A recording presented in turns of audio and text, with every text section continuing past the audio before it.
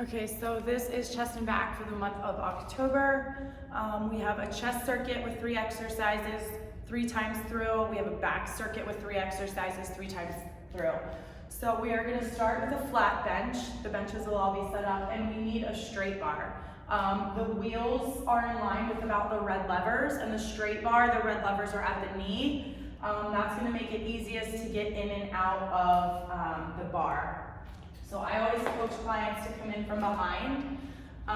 We are going to grab the straight bar, your feet on the floor or on the bench, our hands are about shoulder width, knuckles up, lower the bar to your chest and press straight up. Your elbows point towards the turf slightly, not all the way out in a T position from your shoulders. Exhale, drive through your shoulder blades and press straight up, making sure that bar is in line with your chest. Number 2 is a walking push-up. I don't feel like doing this today. Wish I could do it for my knees, but I can't. So we are going to go opposite foot, opposite hand. Drop to your knees if you need to.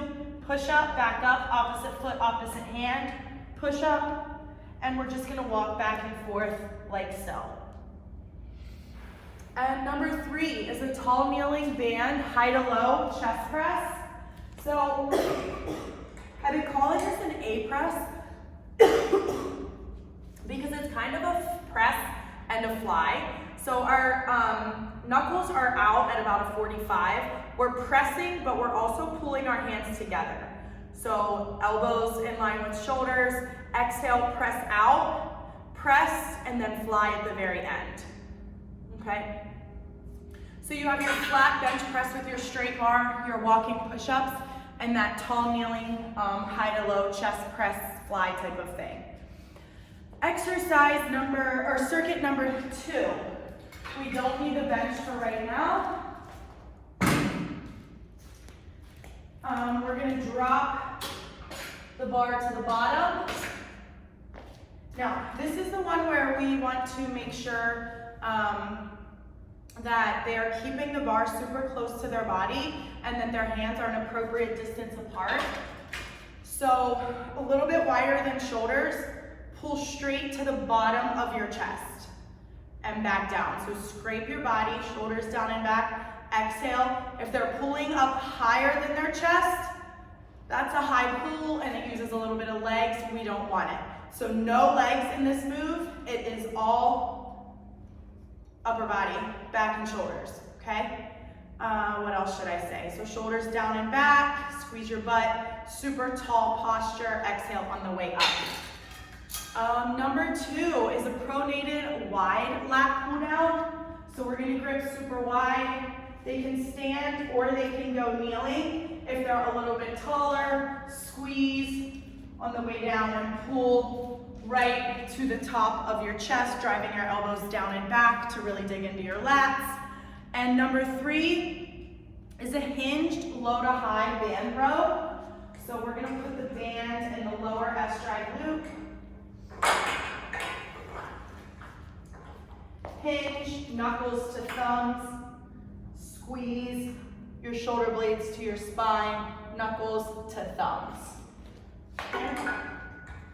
So we have the high row with the straight bar, the wide grip lat pull down, and then the hinged low to high band row. When they are rowing with the band, make sure that they pull their elbows a little, or their wrists a little bit higher, and they're not keeping them down super low. So kind of up towards the chest armpit area.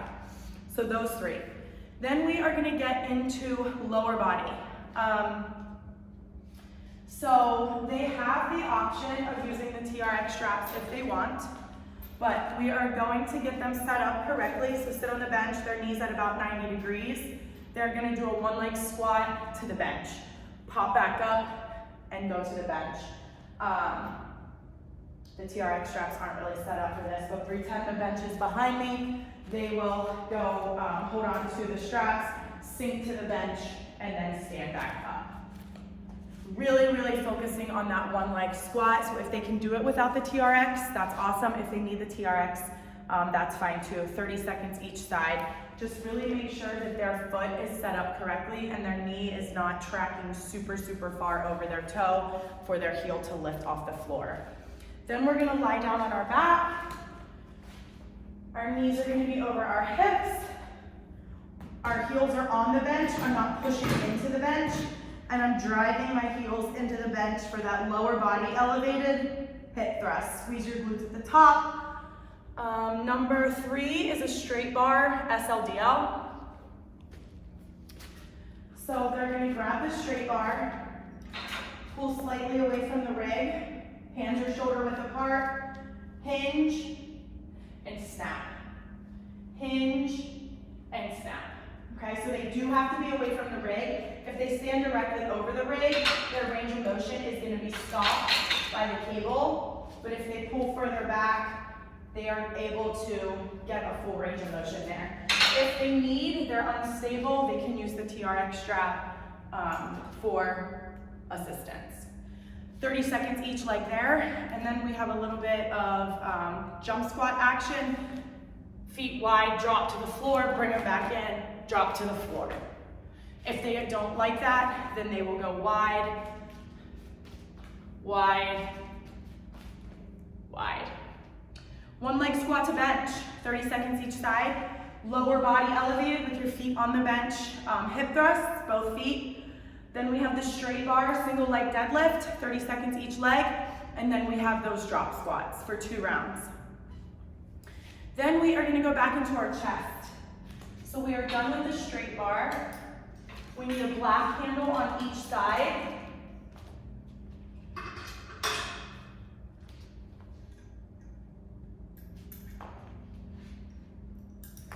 Before I do this, the paper originally said SLDL holding the half plates, but I forgot that I updated that when I did the workout to use the straight bar because it worked. So I've reprinted all of the papers and they're on the filing cabinet, and they do say SLDL with the straight bar in the correct description. Okay, so black handle on each side, and the red lever is about knee height. Okay, so mine's right in the middle of the knee top. We need the bench 1, 2, on notch 2. For this exercise, your wheels aren't going to go all the way into the rig to allow for that range of motion. So we have 3 exercises. Week 1 and 2, you may only get 2 rounds. That's okay. If you work your way up to 3 rounds, that's cool too. One arm, my hands right in line with my chest fly. Gotta press your shoulder blades down, engage your core. We don't want any rocking of the torso because the weight's too heavy. Soft elbow, right in line with my chest. 30 seconds each arm. Then, this is a change too. I forgot to update the paper before I sent it. But again, the paper's printed out correctly over on the filing cabinet. Exercise 2 is the supine band fly. So the band goes behind our shoulder blades, and I'm gripping it in my hand like this. Lie down on the floor, bend your knees. Exhale, squeeze together as you fly. Red, blue, or green is a good band color for that. And exercise number 3, we're grabbing the handles and straddling the bench just because it's there. It's not going to be in the way. You need to stand bilateral stance anyway. Low to high. Low and wide, I'm scooping sand. I'm not dumping it out at the top with my hands rotating. Low and wide, up to my eye level and back down, keeping your palms facing upwards the entire time. So for this circuit, 2 to 3 rounds, you have the one arm fly with a mid-incline bench. You have the supine resistance band fly on your back, and then you have the standing low to high chest fly. And then circuit for your back, we can move the bench out of the way for now. We need both handles all the way at the top.